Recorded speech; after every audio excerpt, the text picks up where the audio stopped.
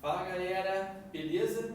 Professor Daniel Macedo na área, estou aqui para mais uma aulinha do canal Física Restrita, vem comigo. Nós vamos continuar o nosso estudo das funções reais, beleza? Funções reais que a gente começou a falar na semana passada, que eram aquelas funções que mostravam uma relação de uma grandeza e outra, como foi o caso lá da festa de aniversário que a gente falou. Bom galera, olha aqui, olha a definição de função que a gente vai ter aqui, ó. Chama-se função de A e B toda lei matemática que associa cada elemento do domínio a um e somente um elemento do contradomínio. Lembra lá que, né, para cada valor de convidado que a gente tinha na festa, a gente tinha um preço a ser pago. Então você tem um valor, um preço, um elemento do domínio sendo ligado única e exclusivamente a um elemento do contradomínio.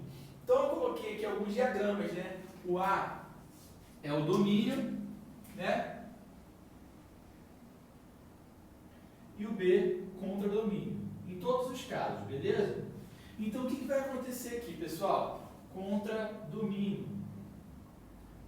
Ó, olha o primeiro caso aqui. O primeiro ponto do A está ligado única e exclusivamente a um ponto do B. O segundo ponto do A está ligado única e exclusivamente ao segundo ponto do B. E o terceiro ponto do A está ligado única e exclusivamente ao terceiro ponto do B. Está obedecendo a lei de formação? Tá. Então isso aqui é função, beleza? É a verde que ela pulou, né? Então ela quer. Aquela ali é função, beleza? Agora vamos para esse segundo caso aqui, ó. Um elemento do domínio está unicamente ligado ao elemento do contradomínio, beleza? Um elemento do domínio está única e exclusivamente ligado ao elemento do contradomínio. Então é função. Ah, Daniel, mas está sobrando um cara aqui. Veja bem, vamos na definição. Chama-se função de A em B toda lei matemática que associa cada elemento do domínio a um e somente um elemento do contradomínio. Tem alguma coisa aqui dizendo que não pode sobrar elemento do contradomínio? Não. Então, esse aqui é a função. Vamos para o próximo. Um elemento de A está ligado a um único elemento de B, outro elemento de A a um único elemento de B e outro elemento de A a um único elemento de B. É função? É função. Pô, Daniel, mas, cara, tá todo mundo aí no mesmo cara, é uma função constante. Lá na física a gente aprende o movimento retilíneo uniforme. O que diz esse movimento? A velocidade é a mesma para todo o tempo, né? Você tem lá um gráficozinho assim, né? V e T. Né? Movimento retilíneo uniforme. A gente até calcula a área daquele gráfico. Ou seja, todas as coordenadas de tempo fornecem a mesma velocidade. Então, isso aqui é uma função. Tudo bem? Bom, agora, quarto caso. Um elemento de A está ligado única e exclusivamente a um de B, o outro elemento também, só que esse aqui está sozinho. Pode sobrar no domínio? Não pode sobrar no domínio. Então, esse aqui não é função. Beleza? E agora aqui, o último caso, né? Esse cara tem essa imagem e tem essa imagem. Não pode. Eu preciso que cada elemento esteja ligado a cada elemento do domínio, esteja ligado a um e somente um elemento do contradomínio. Esse aqui está ligado a dois. Então, não é função, beleza? E a gente tem três classificações, elas são bem simples quanto às funções: injetora, sobrejetora e bijetora. A função injetora, os elementos diferentes possuem imagens diferentes. Então vamos lá, ó. Essa função aqui, ela é injetora? É. Por quê? Todos os elementos dela têm imagens diferentes. Então vou botar aqui, ó. Injetora. Essa função aqui é injetora? É. Todos os elementos dela têm uma imagem diferente. Então, injetora. Isso aqui não é função, então não serve. Agora essa aqui é injetora? Não, porque todos os elementos têm a mesma imagem. Então, não é injetora. Vou botar aqui, ó. Não é injetora. Beleza. Segunda definição, sobrejetora. Não sobram elementos no contradomínio. Beleza, Leandro? Então, ó, o primeiro caso aí, sobrejetora.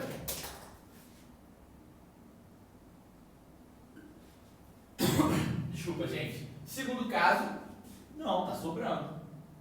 Então, não é sobrejetora. Terceiro caso, está sobrando algum elemento aqui? Não. Então, sobrejetora.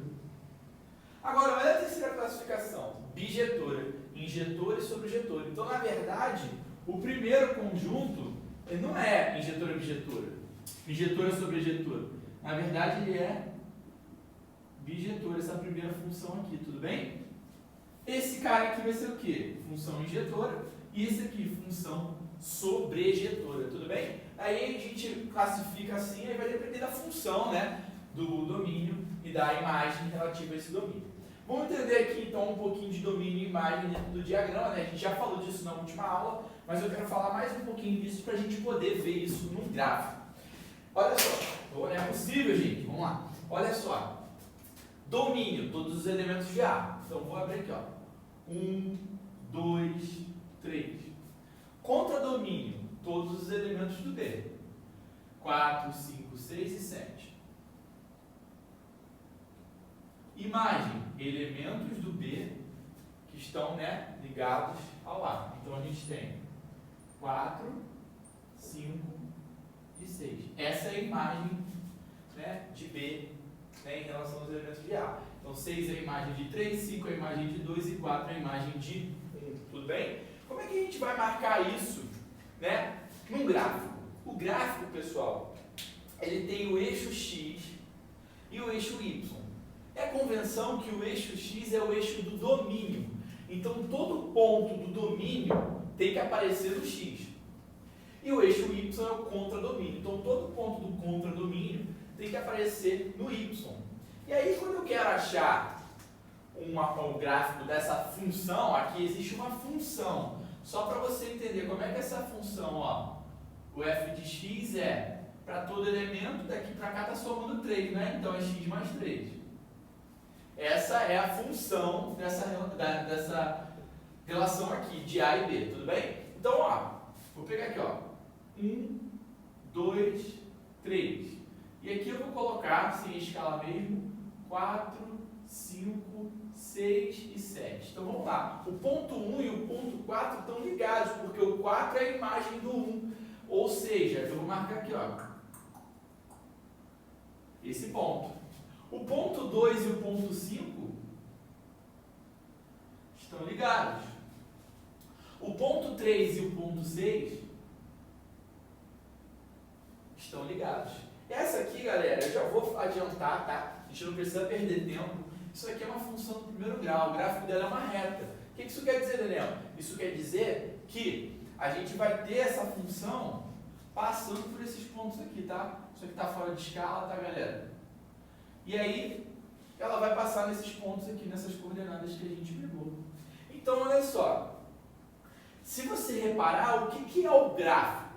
O gráfico são os pontos onde x tem uma relação com y, onde x tem uma imagem y. Então, o contradomínio y, ele existe aqui. Tudo bem? São os termos que existem aqui. O domínio x existe. Agora, o que é a função? São os termos de x que tem um correspondente em y. Então, tem aqui, ó, 1 e 4, 2 e 5, 3 e 6. Beleza? Chegamos aí na nossa ideia de domínio e contradomínio no gráfico. Agora, toda vez que eu tiver que montar um gráfico, eu vou ter que caçar alguns pontos desse gráfico. Então, eu peguei aqui um exemplo, ó, f de x igual a x mais 2. Se eu colocar f de 1, o que eu estou dizendo? Que no lugar do x entra 1. Então, 1 mais 2, 3. F de 0, 0 mais 2, 2. F de menos 1. F de menos 1 mais 2, 1. E aí, olha só, se a gente seguir isso aqui, F de menos 2. Menos 2 mais 2, 0. Tá vendo? Então, a gente vai pegar esses valores, ó. Quais foram os valores de x que a gente escolheu? 1, 0, menos 1, menos 2. Quais os valores que apareceram no y? Vamos lá, ó, fazer o y com roxo. No y apareceu 3, 2, 1 e 0, certo? Então vamos lá, vamos marcar esses pontos. Então, quando x é 1, y é 3. Está aqui. Marquei. Quando x é 0, y é 2. Está aqui. Quando x é menos 1, y é 1. Está aqui. E quando x é menos 2, y é 0. Está aqui. Então, o meu gráfico ele vai ter que passar aqui, né, por esses pontos.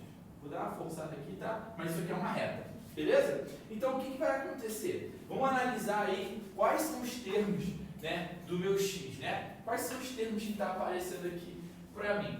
Essa função, ela não vai eliminar para mim, ela não vai eliminar os termos, se eu pensar numa função quadrática, perdão, uma função afim, eu não vou eliminar nenhum elemento aqui, porque ela não vai, tipo, ter uma restrição, tudo bem? Ela não vai ter um conjunto fechado, ela é um conjunto aberto do menos infinito para o mais infinito, tanto no x quanto no y, tudo bem? Então, o meu x pertence aos reais, tal que o x, ele está do menos infinito ao mais infinito, beleza? E, mesma coisa aqui, ó, o y vai do menos infinito ao mais infinito.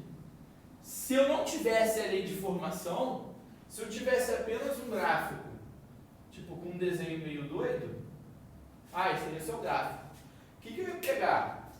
O meu x ia ser esse intervalo, daqui até aqui, e o meu y, esse intervalo daqui até aqui. Aqui estaria a minha imagem, e aqui estariam os valores do meu domínio. Vamos supor que nessa função aqui, parasse aqui no menos 2 e parasse aqui no ponto 1 para x.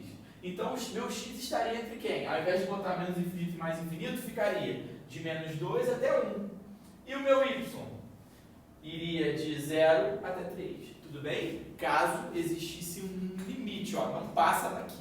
Esse seria o meu domínio, a minha imagem, tá bom? Agora, vamos estudar essa função. O que é fazer o estudo da função? É saber aonde a função é igual a 0, maior que 0 ou menor que 0.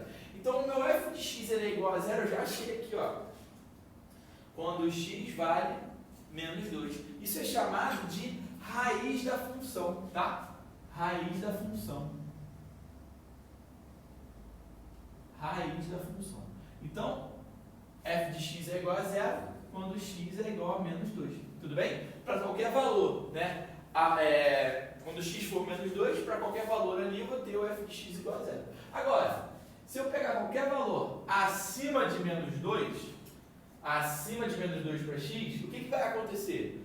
O meu y, o meu f de x vai ser positivo. Então, eu vou dizer aqui, ó, que quando x for maior que menos 2. Tudo bem? Igual não pode, porque igual é 0. E negativo, quando x for menor que menos 2. Tudo bem, galera? Aí a gente fez aí o nosso estudo do gráfico, o estudo da função f de x, tá bom? Daqui a pouquinho eu vou passar para vocês uma nova aula onde a gente vai falar sobre as funções algébricas, vamos falar sobre a função composta e a função inversa, tá bom? Valeu, galera, um abraço, tamo junto!